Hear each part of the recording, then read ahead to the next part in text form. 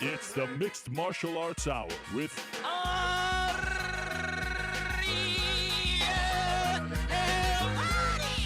the Mixed Martial Arts Hour back in your life on this Monday, February 18th, 2013. It is so great to be here with you for one of our most loaded shows in the history of the MMA Hour. We are going on to our fourth year, and I have to look into the record books, our personal record books. I don't think we've ever had 9 guests on one show. We might have had it once before in the AOL days, 9, never 10. We've got 9 today, and it's fitting because there were 9 decisions at UFC on Fuel TV 7 on Saturday. That was a record for the UFC. We're trying to make our own history here today on the Mixed Martial Arts Hour. We're going to be with you here with you for the next 3 hours or so. We may even go overtime. Who knows? We got all day. I hope you do as well. We're joined in the back by Isaac, Will the Thrill, and New York Rick. We'll talk to him in the third hour about UFC on Fuel TV 7 and then the historic UFC 157 card, Rousey versus Carmouche. That goes down this Saturday live on pay-per-view in Anaheim, California. Okay, I'm going to run down who's going to be on the show at the top here because we've got a lot to get to and I don't want to waste any time. By the way, hit us up using the hashtag #TheMMAHour on Twitter. Leave questions in the post. We'll get to those in the third hour. Best one gets a prize. We'll talk about that later. Okay, also going down in the third hour, we'll talk to former UFC fighter Jason Reinhardt. Ronda Rousey's mother, Dr. Anne Maria Damaris. She's going to be stopping by. She's obviously a big part of Ronda's life. One of the greatest referees, if not the greatest referee in MMA history, Big John McCarthy. He'll be stopping by. Court McGee, he makes his welterweight debut on Saturday night. He'll be stopping by. Marloes Coenen, one of the best 145-pound women's MMA fighters in the world. She'll be stopping by as well. We'll also have Matt Riddle, who looks so good on Saturday night against Shay Mills at UFC on Fuel TV 7. And you may have seen this video of this ring card girl in a Northeastern MMA promotion. She walked around the cage. She thought the fight was over. Well, actually, she thought the fight was continuing. It was actually over. It now has 3 million views. We're going to talk to her as well. So we've got a lot to get to on this show, but let us waste no time. Let's go to the phone lines. Let's start off the bat with some pretty big names. We've got on one line, the Huntington Beach bad boy, the MMA legend turned MMA manager, Tito Ortiz. He's back, second time in a month, and his client, Cris Cyborg, both of them making huge headlines in the world of MMA. Tito, are you there? Yes, sir, I'm here. Chris, are you there? Yes, I'm here. All right, great to have you guys on. We appreciate the time very much. Tito, let me start with you. On Friday, you held a press conference at your gym to announce that Cris had signed with Invicta, and she was going to be making her Invicta debut in April. You have received some criticism about that press conference, your performance, some of the things that you said. Looking back, are you happy with the press conference? You know, over in general, yes, I'm happy just because of the future of Cris Cyborg, what she's going to be doing. That was my main goal, and just to let people know what she's going to be doing. But in general, no, not really. I think I got some work to do, but, setting up the whole press conference myself, literally from the stage to the podium to the banners to the PR, press, everything, people being there, food, everything I did myself, man. I kind of put a little too much on my plate, and to go live TV on Access Television, I was a little nervous, of course, but at the same time, this is the first time I've been, I think, as nervous as I've ever been with anything I've ever done on anything got to do with mixed martial arts. And but I think the reason I was so nervous was instead of holding with my career, I'm holding someone else's career, and I'm taking as much criticism as possible from it, but at the same time, I'll get better in time. As Dana White said, I'll get better. I just got to do a little more work and just make sure it gets a little more comfortable on live television. I'm just so used to doing it during fights. You really don't have any, nervousness after a fight because your emotions are so high and everything's running through so fast that you just talk as you go. But making sure you say the right things so people can really understand you, it's going to take a little work for me, I guess. And it's easy. It's just time for me to kind of slow down and really explain exactly what I'm trying to say, and kind of get ahead of myself sometimes because I have so much to say in such a little amount of time sometimes, and I want to make sure I want to say the right things. So it's going to take work, and, all of us aren't perfect, and I'll get better. Cris, let me ask you, were you happy with the press conference? Yes, I'm happy. I think we explained for everybody what's happened, why I asked for release from UFC, and I'm very happy because I really wanna fight, and I have 5 April, and I'm very happy. Yeah, and you're fighting for Invicta on April 5th against Edian India Gomez. That's a fight that will be airing on pay-per-view according to the poster that Tito showed at the press conference. I'll ask you again, Cris. Dana White said on Saturday that he offered Shannon Knapp, the CEO of Invicta, to send you there. He'll pay for everything. You go fight at Invicta, but he'll pay for everything, and then at some point you can come to the UFC. You chose to be released and still went to Invicta. Why?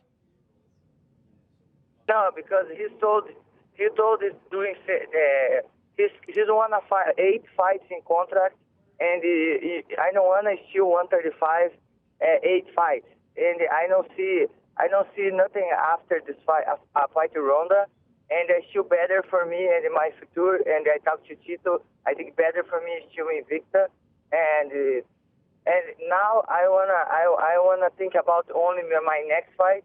And see happen this fight with Ronda, don't depend more on me. Depend more with still wanna happen this fight, and they talk to Tito and they make a fight. Tito, correct me if I'm wrong here, but I get the impression that you really wanted to make the Cyborg Ronda fight. You got the magnitude, you understand big fights, and obviously at the end of the day, it's not your body. You can't make Cyborg go down to 135, but you seemed maybe in a way disappointed that you couldn't get this done. Is that accurate? That is exactly. I wanted to get it done. I tried to negotiate with Dana and make the fight happen in the 4th fight on a 4-fight deal with UFC. They thought about it. They came back 2 days later and came back and saying no, they don't want to do it. They want to do an 8-fight deal. Really wasn't no direction. It just looked like that. Either way, I was trying to make the fight happen. With Cris controlling her own fate. UFC said that we would sign her to see what happens. Who can accept that? Plus, he wasn't offering her what she really deserved, as in the other half of the super fight. As we control her fate, she wins the belt, and she has a stronger recognition of what her value is. Why shouldn't she benefit like Ronda in the UFC from the fight? And I think going Invicta and making this happen is the only way to make it happen. UFC has given her one weight to make, and it's 135. And Cris has been fighting at 145 for almost 5 years now, 6 years now, and she's really is a 145 pounder. For her to make 140, that's a possibility, but making 135, that's impossible for her. I mean, right now she's in really, really good. Great shape, fight shape. And right now, 40 days out, she's ready to step up, fight in Invicta, go win the world title, and show that she's relevant. As Dana kept trying to say how irrelevant she was, but see how irrelevant she is. How you guys everyone wants to do interviews with us. Everybody wants to know what's going on. So I guess Cyborg is really relevant no matter what. Cyborg, did you hear Dana say that about you? And if so, what did you make of it?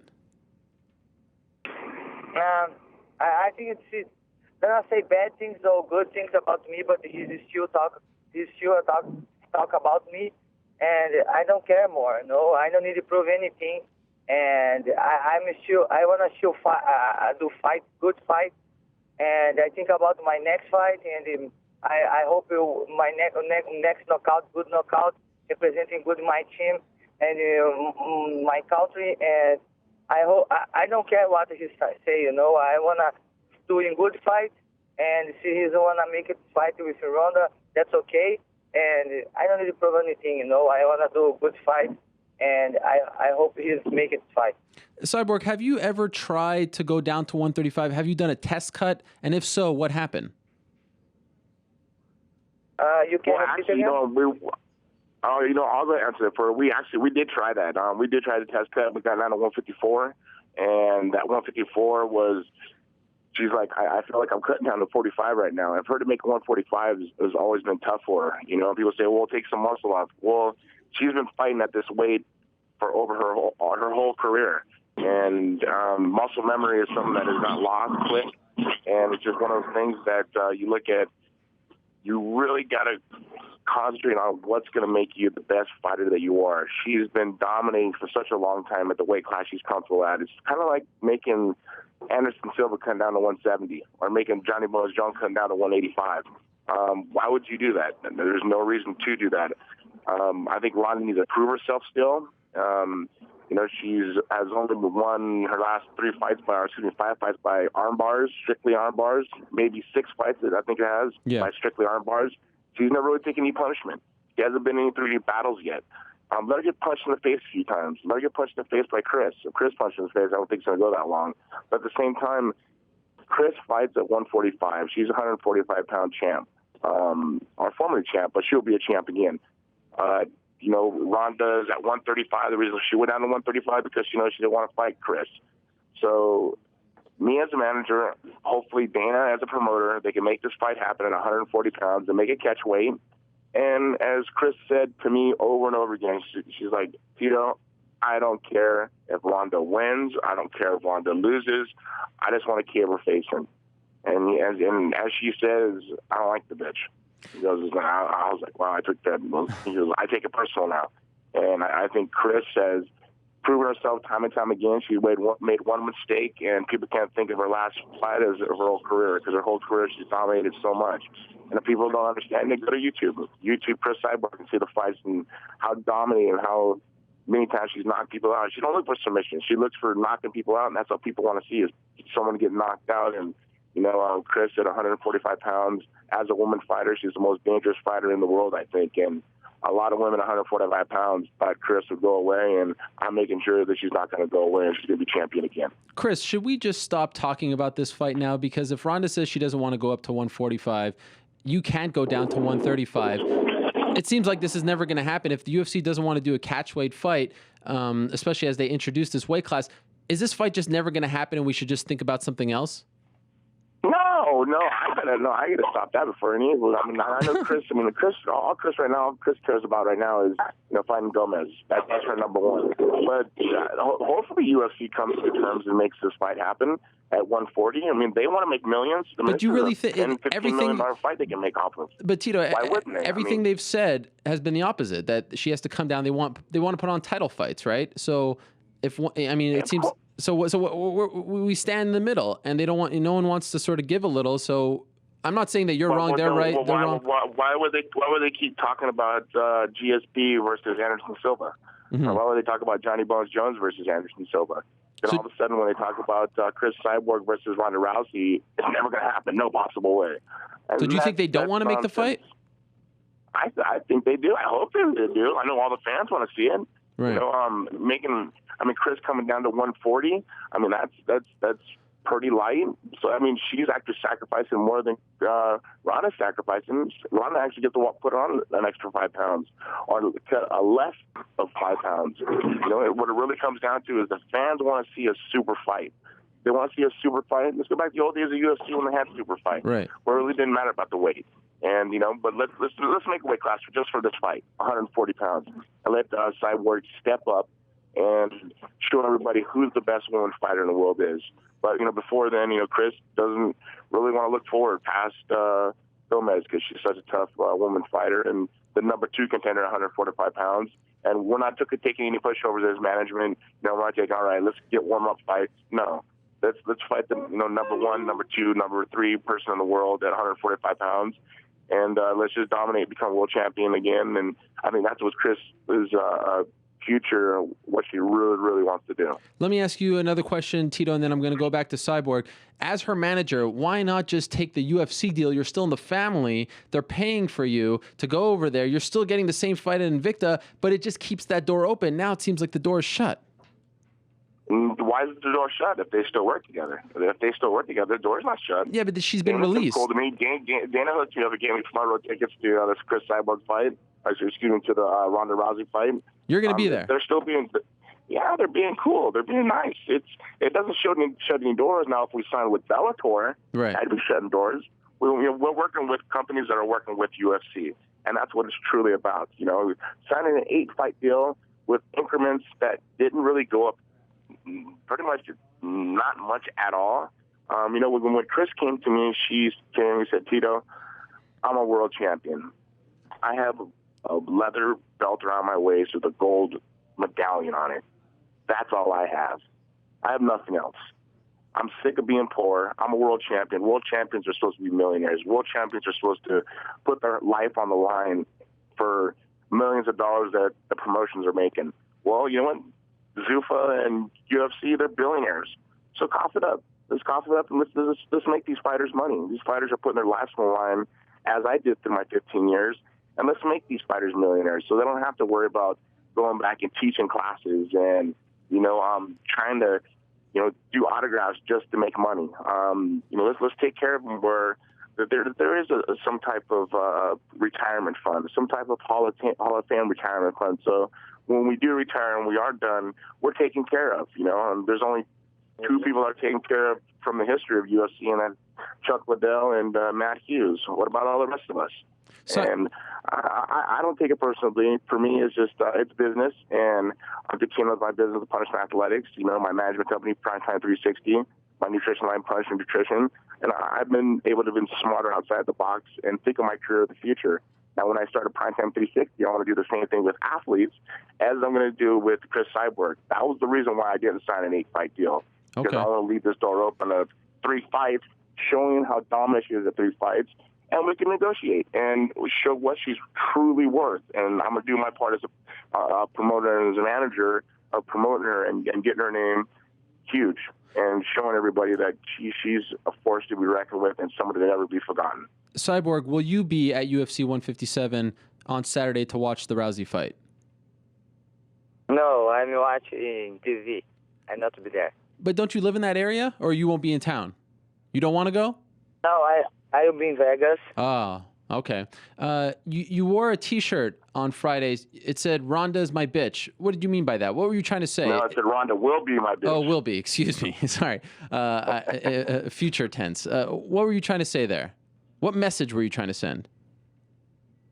Yeah, because I'm leaving from UFC, but she's still in my line. I want to fight her.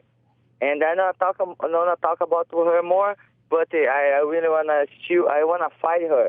And I feel until this fight happen, and maybe she's now happy because we can fight soon, but she's never proved herself. She's the best in the world. She did not fight me, and I hope this fight happen, and she's still in my line. Do you think she's going to win on Saturday? I don't care who win, and I hope the both girls doing good fight, and because UFC is a big show, and I want the girls do a big fight for the still girls there, and because for fans like watch the fight. These are still fighting because I like aggressive fights, and I hope if all the fans like the fight for the still girls there. Does it bother you that you're not a part of the first ever women's fight in UFC history? You've done a lot for women's MMA in this country and around the world. Is it kind of tough for you to see this happening this week? I don't think so. I think because UFC it's event, and they have one guy, his organization, the UFC, and he's doing whatever he want to do. He's putting in fight who he want to fight.